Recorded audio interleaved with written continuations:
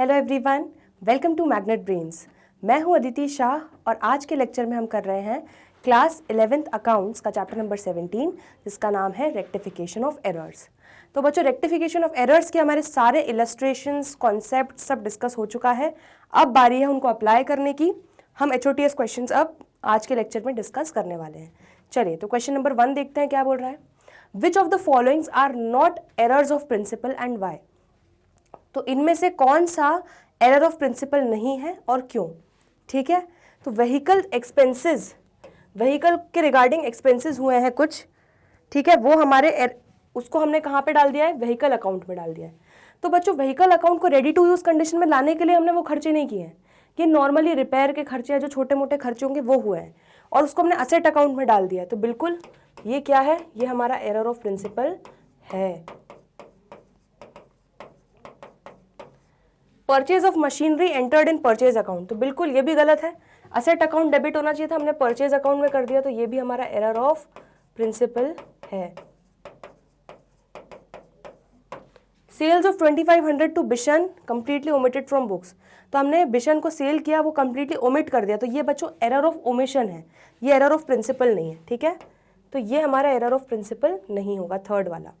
Fourth, sales to A Kumar entered in A Singh account, ठीक है, तो नाम गलत कर दिया हमने। बेसिकली ए कुमार की जगह ए सिंह के अकाउंट में हमने एंट्री कर दी। ठीक है, तो क्लैरिकल एरर हो गई हमारी एक तरीके से।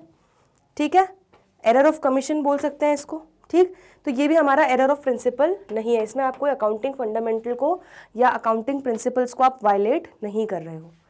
समझ में आ गया? तो फर्स्ट और सेकेंड एरर ऑफ प्रिंसिपल है, थर्ड और फोर्थ नहीं है। चलो आंसर देख लेते हैं। Third and fourth are not errors of principle because third has not been recorded in the books, thus it is an error of omission, and fourth has been recorded in a wrong account with the correct amount. ठीक है, clear है इतना? तो इसलिए first और second error of principle है, third fourth नहीं है। चलिए, बहुत बढ़िया, क्वेश्चन नंबर 1 हो गया। Question number 2, which of these errors would be disclosed by the trial balance and why?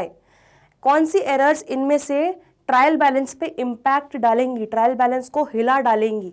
ठीक है, तो कौन सा है हमारा जो तराजू को इम्बैलेंस करेगा ट्रायल बैलेंस के? पहला, check of 9500 from Vikas entered in Vikas account, selling expenses have as 5900।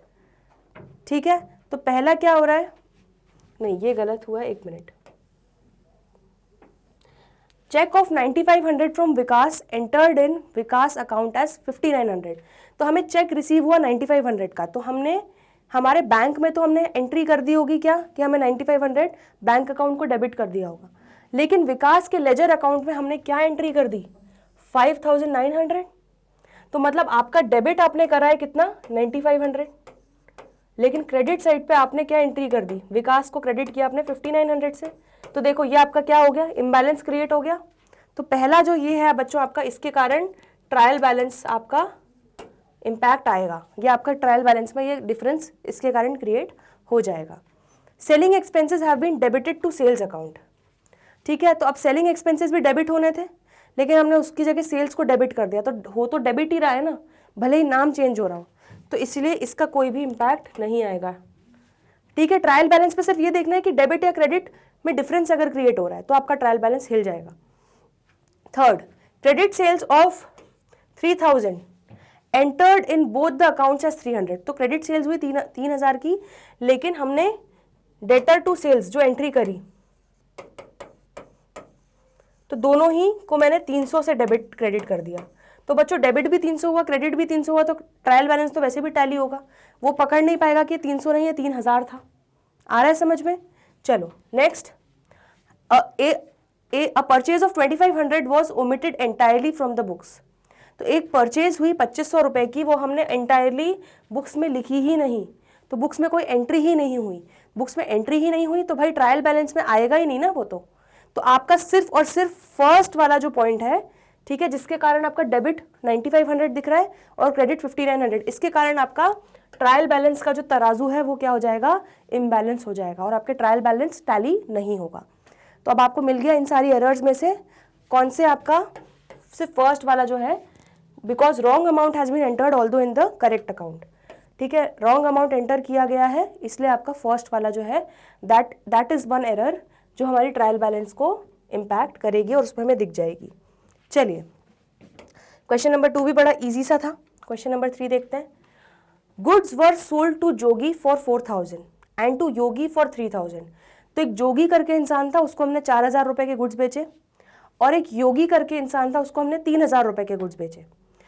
The transactions were recorded properly in the sales book. ठीक है, ट्रांजैक्शन हमने प्रॉपरली सेल्स बुक में रिकॉर्ड कर लिया, but 3,000 was posted to Jogi while 4,000 was posted to Yogi. ठीक है, अब एक बात समझो, क्या goods were sold to Jogi, यहां पे देखो जोगी टू सेल्स,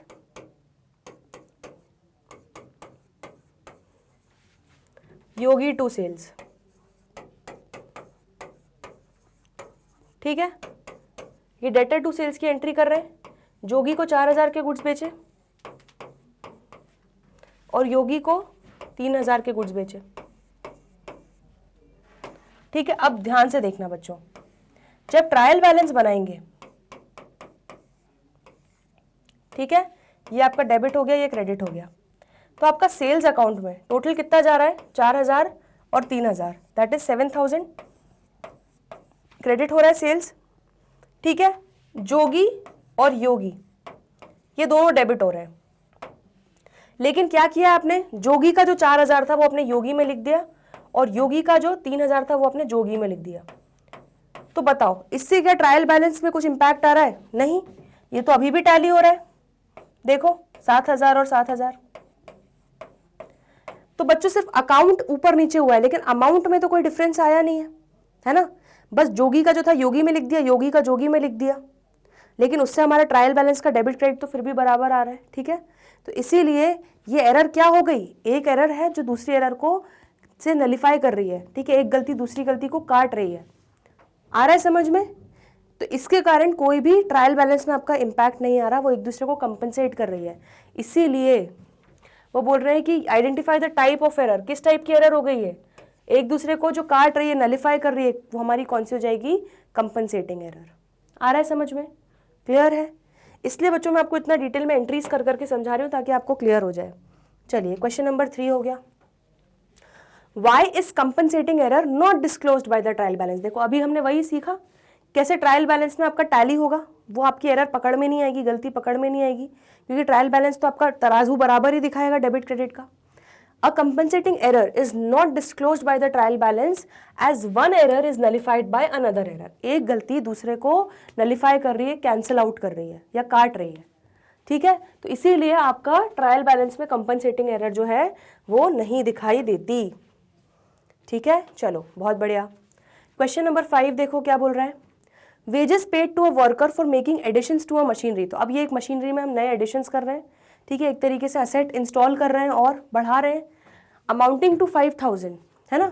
उसके लिए हमने एक वर्कर को वेजेस दिए कि आप इंस्टॉल कर दो, एडिशंस ऐड कर दो मशीनरी में। तो 5,000 रुपये जो थे वो हमने कहाँ पे, वेजेस अकाउंट में डेबिट कर दिए। तो बच्चों ये तो हमने एक फंडामेंटल रूल जो था क्या, कि आपका अगर रेडी टू यूज़ कंडीशन में लाने तक जो भी खर्चे हैं वो असेट के अकाउंट में कॉस्ट में जुड़ेंगे, कैपिटलाइज होंगे, ना कि उसको रेवेन्यू एक्सपेंस की तरह ट्रीट करोगे। और हमने उसको wages that is revenue expense की तरह मान लिया, तो हमने ये वायलेट किया है बच्चों। तो ये कौन सा टाइप का एरर हो गया, ये आपका कौन सा हो गया, error of principle. Accounting principle को आपने वायलेट किया है, इसलिए ये एरर ऑफ प्रिंसिपल हो जाएगा। ठीक है, तो ये हो गया क्वेश्चन नंबर 5। चलिए next, if a trial balance does not agree. अगर trial balance does not agree मतलब क्या हो रहा है कि डेबिट के बराबर क्रेडिट नहीं आ रहा,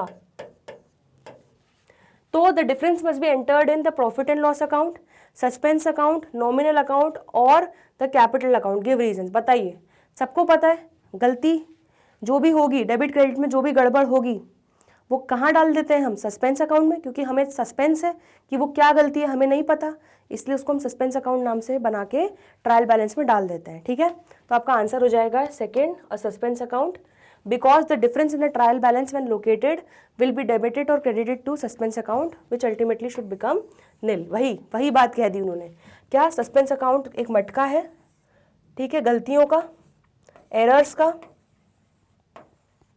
ये हमारा सस्पेंस अकाउंट है। तो हम लोग इसलिए उसको सस्पेंस अकाउंट में डाल देते हैं बच्चों। क्यों? क्योंकि सस्पेंस है कि क्या क्या इसमें गलतियां भरी हुई हैं। फिर हम धीरे धीरे करके अपनी बुक्स को ध्यान से देख के वो गलतियों को ढूंढते हैं और इस मटके में से निकालते जाते हैं, ठीक है। और इस लेवल तक निकालना है बच्चों कि एक दिन जाके ये सारी गलतियां आपकी क्या हो जाए, मटके में कुछ भी ना बचे, है ना। तो वही बोला है देखो, because the difference in the trial balance when located, जब भी लोकेट कर लेंगे हम क्या गलतियां हुई हैं, दैट विल बी डेबिटेड और क्रेडिटेड टू, उसको हम डेबिट या क्रेडिट करके सस्पेंस अकाउंट से एडजस्ट करेंगे, जो अल्टीमेटली क्या हो जाना चाहिए, इस गलतियों का मटका पूरा खाली हो जाना चाहिए, निल हो जाना चाहिए, ठीक है। तो आपकी बुक्स एकदम परफेक्ट बन जानी चाहिए बिना किसी गलती की। आ रहा समझ में? क्वेश्चन नंबर 6 आपका ये हो गया।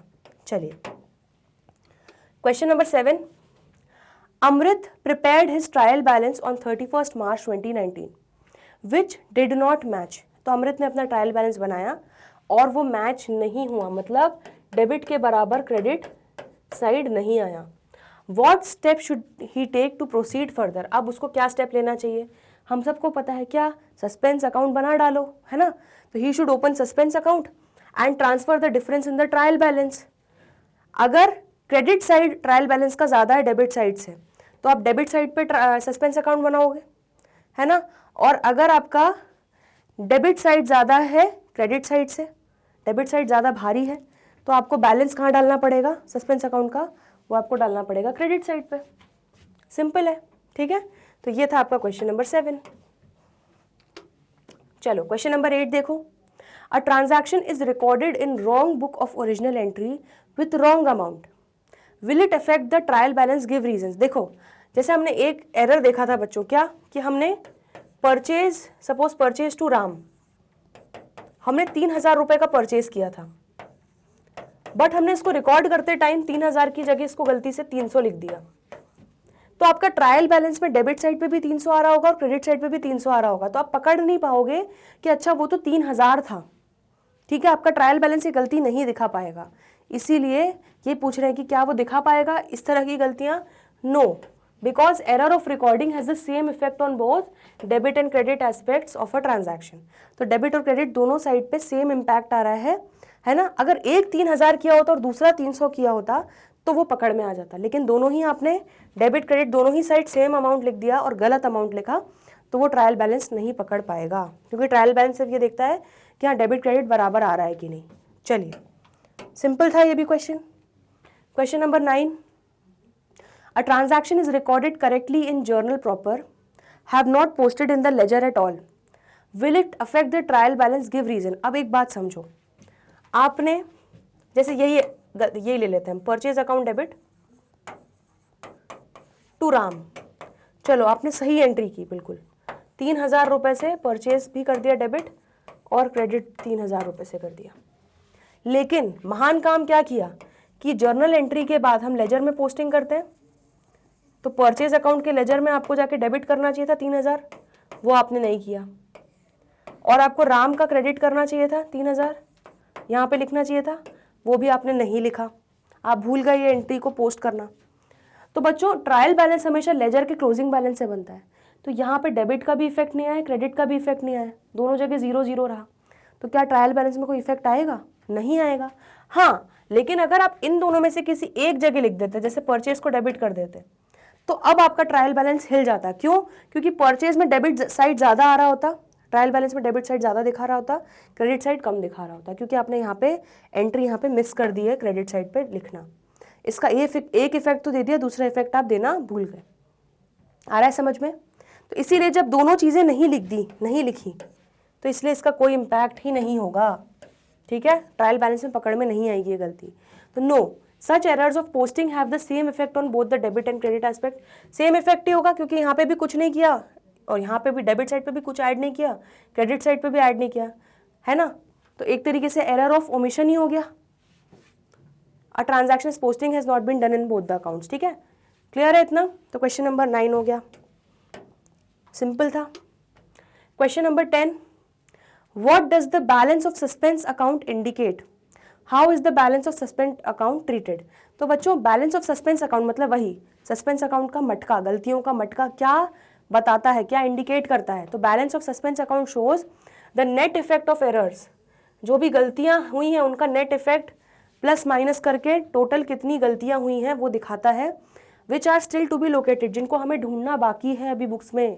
अभी तो हमने टेम्पररी सोल्यूशन निकाल दिया कि चलो भाई फाइनल अकाउंट्स बनते रहें ट्रायल बैलेंस के हिसाब से, लेकिन बैठ के गलतियां पूरी ढूंढनी है, लोकेट करनी है, और उसके बाद लोकेट करके उनको क्या करना है, रेक्टिफाई भी करना है। It will be shown on asset side in case of, अगर डेबिट बैलेंस है तो सस्पेंस अकाउंट को हम असेट साइड पे दिखा देंगे, और अगर क्रेडिट बैलेंस है सस्पेंस अकाउंट का तो उसको लायबिलिटी साइड पे दिखा देंगे बैलेंस शीट में, अगर वो गलतियां हम साल के एंड तक नहीं ढूंढ पाए तो। ठीक है, क्लियर है इतना? तो रिपोर्ट कार्ड में आ जाएगा आपका कि भाई ये सस्पेंस अकाउंट का गलतियों का मटका भी आपका दिखेगा, अगर आपने उसको फाइनल अकाउंट्स खत्म होने के पहले, फाइनलाइज होने के पहले आपने वो मटके को नहीं सुधारा तो। क्लियर है बच्चों, इतना आ रहा है समझ में? ठीक है, तो ये हमारा हो गया क्वेश्चन नंबर 10 भी यहाँ पर कंप्लीट। ठीक है बच्चों, चलिए, तो क्वेश्चन नंबर हमारे पूरे 10 क्वेश्चंस थे HOTS में, वो हमने अच्छे से डिटेल में डिस्कस कर लिए। आई होप आपको अच्छे से समझ में आ गया होगा। ठीक है, और कोई भी डाउट हो तो कमेंट सेक्शन में लिख देना, हम उसको फिर से अलग से डाउट सेशन में डिस्कस कर लेंगे। चलिए बच्चों, तो HOTS क्वेश्चंस हमारे यही होते हैं चैप्टर नंबर 17 के समाप्त। अब बचे हुए हैं हमारे MCQ क्वेश्चंस, वो करेंगे हम अगले लेक्चर में। तो जल्दी मिलते हैं ब्रेक के बाद, तब तक के लिए गुड बाय।